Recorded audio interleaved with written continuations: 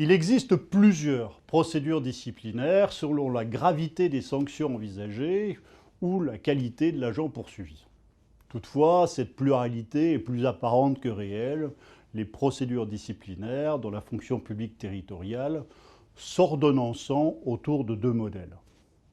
Une procédure simplifiée pour les sanctions les moins graves et une procédure complète avec avis du conseil de discipline pour les autres.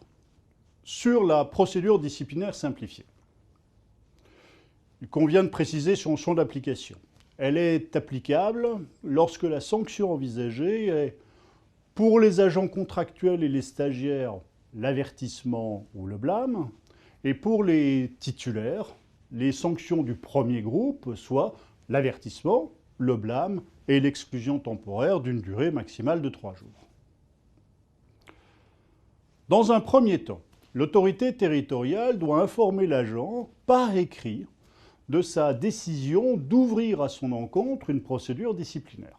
Cette formalité est obligatoire et il appartiendra à l'administration de prouver qu'elle a bien été respectée par un accusé-réception, par exemple.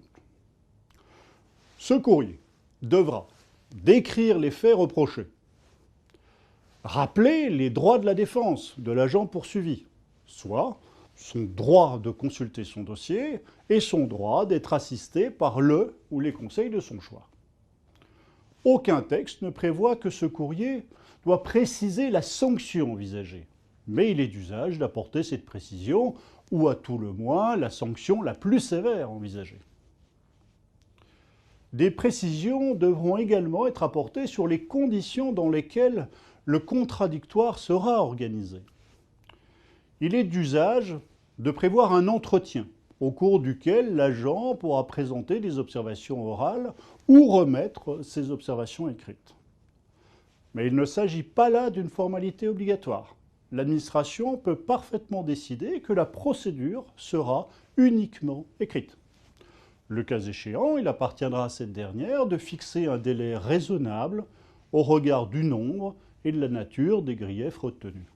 À titre indicatif, on peut retenir un délai de 7 jours lorsque les faits sont simples et 15 jours lorsqu'il existe des éléments de complexité en tenant compte des éventuels empêchements, mais sans accepter non plus des attitudes dilatoires.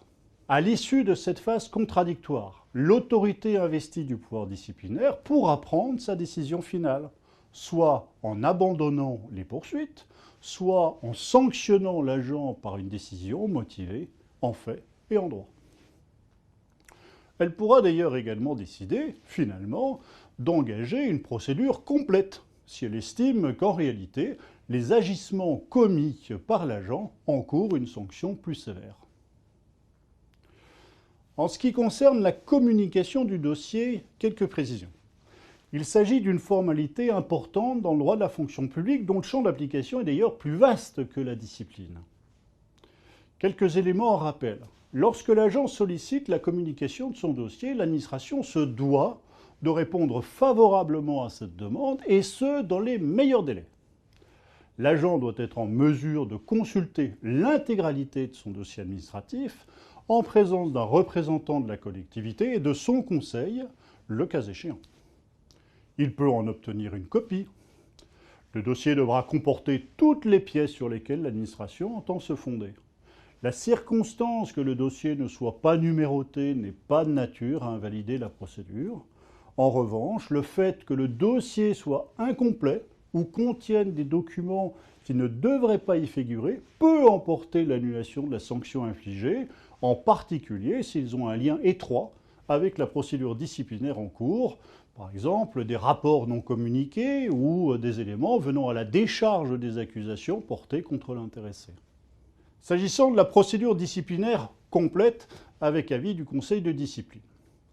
Alors, cette procédure est applicable lorsque la sanction envisagée est pour les agents contractuels et les stagiaires l'exclusion temporaire ou une exclusion définitive du service, ou encore leur licenciement, et pour les titulaires, les sanctions des 2e au 4e groupes, soit de l'exclusion temporaire de 4 jours jusqu'à la révocation. Dans cette hypothèse, l'agent doit toujours être informé de l'ouverture d'une procédure disciplinaire à son encontre, des faits qui lui sont reprochés et des droits de la défense. En revanche, la phase contradictoire se déroulera non plus entre l'autorité investie du pouvoir disciplinaire et l'agent, mais devant le conseil de discipline, devant lequel il sera convoqué par son président, qui est par ailleurs un magistrat administratif. Ce conseil est composé paritairement de représentants des collectivités et de représentants du personnel. Au cours d'une séance non publique, le conseil de discipline va procéder à un examen très attentif du dossier disciplinaire de l'agent poursuivi, qui lui aura été remis au minimum 15 jours avant la séance. Ce dossier est composé d'un rapport rédigé par l'autorité territoriale qui décrit l'ensemble des griefs reprochés à l'intéressé.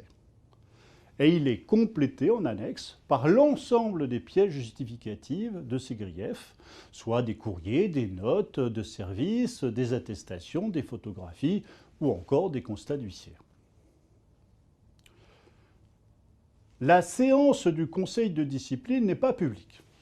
Seuls peuvent participer les membres du conseil de discipline, naturellement, ainsi que les parties en présence, soit l'agent et l'autorité territoriale, qui peuvent être présents, représentés ou assistés.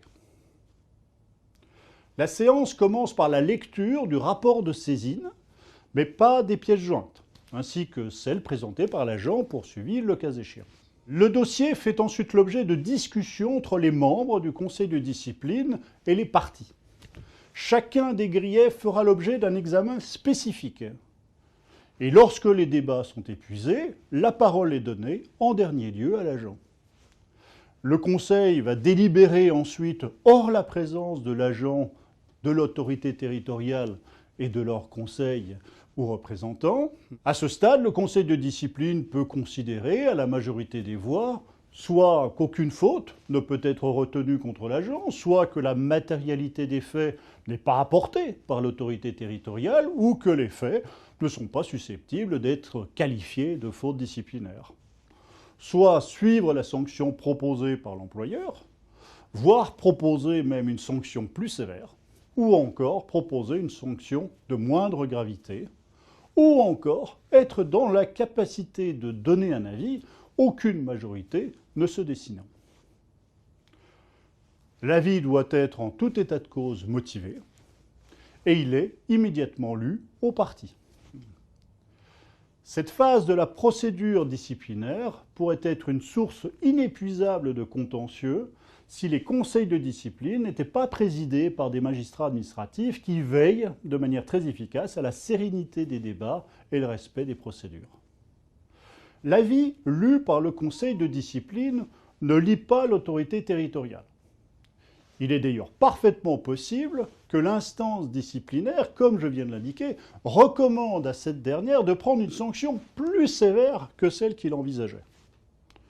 En tout état de cause, la sanction devra être, elle aussi, motivée, en fait et en droit, signée par une autorité compétente et notifiée à l'intéressé avec la mention des voies et délais de recours.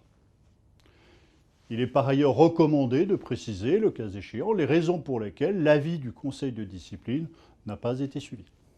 Enfin, dernière précision, la loi numéro 2019-828 du 6 août 2019 a très heureusement supprimé les commissions de recours en matière disciplinaire qui avaient été instituées pour les fonctionnaires ou les agents contractuels.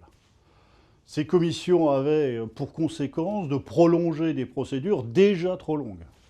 Désormais, les éventuels recours seront portés directement devant le juge administratif, statuant, le cas échéant, en référé.